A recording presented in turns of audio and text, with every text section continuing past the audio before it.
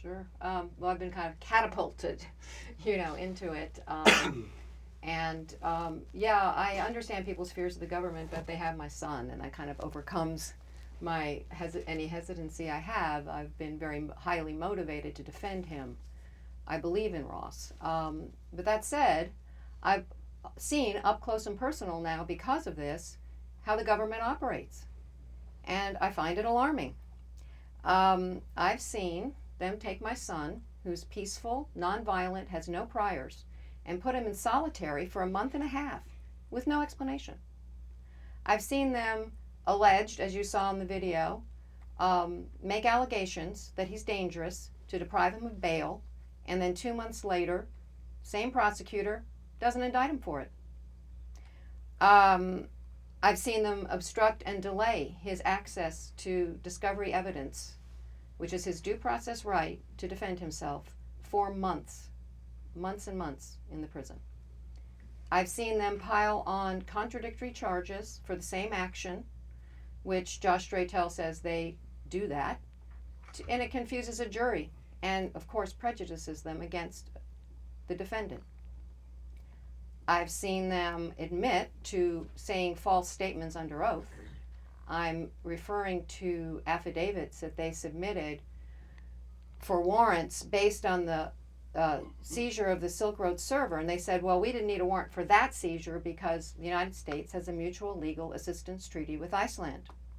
But then a few months later, in their September rebuttal on page 3, there's a footnote that says, oh, that wasn't true. We don't have an MLAT with Iceland.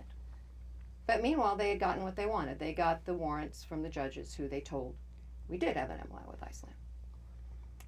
And of course, then there's the issue of how they found the server. And of course, since this video, the FBI has made their explanation under oath of how they found the server.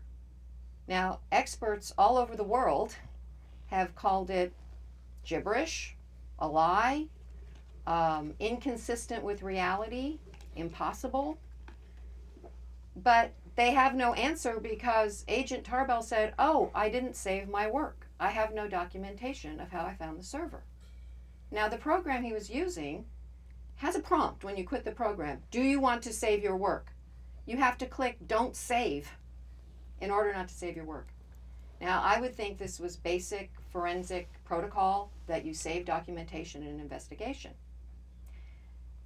And makes it very dubious. And I would say that Josh Dratel's question, which he puts in the motions, what is the government hiding and why? And I would also say that if a government agent in an investigation is lying under oath and is hiding information, that is a threat to everyone. And I'm not saying he is. I don't know. We don't know. He doesn't have documentation to say and prove what he's saying. So this kind of thing, and there's more, has motivated me beyond Ross to speak out. I guess that's how you make an activist. You abuse them enough and they become an activist. And you got to your defense attorney through the Electronic Frontier Foundation, right? Yeah, several people had already recommended him, among other, and then EFF said, put us in touch with him, and so we thought, must be good. Right, because that was also confusing, because there's been stuff in the press saying that you guys weren't being supported by the EFF, but EFF That's got false. you. Okay. That is not accurate.